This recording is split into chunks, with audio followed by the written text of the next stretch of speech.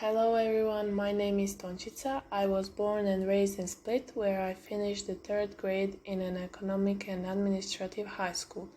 I love riding the bike because I can enjoy in endless views and I spend my time in nature. It gives me a feeling of happiness. So I decided to make a video about CroRace and show you how beautiful Croatia is and how sports always unite people with a good cause. I hope you enjoy. The CroRace is a men's cycling stage race that takes place in Croatia. It is part of the UCI Europe Tour and the race takes place in April as the build-up to the Giro d'Italia, one of three biggest cycling races in the world.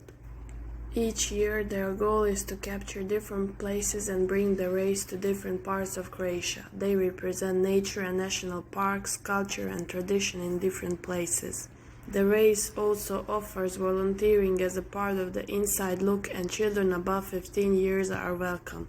I was also part of their team and I was amazed by that experience. I think that this race has a positive influence on people of all ages to make them move more. For the last 2 years, the race was not held due to COVID-19 reasons and financial problems.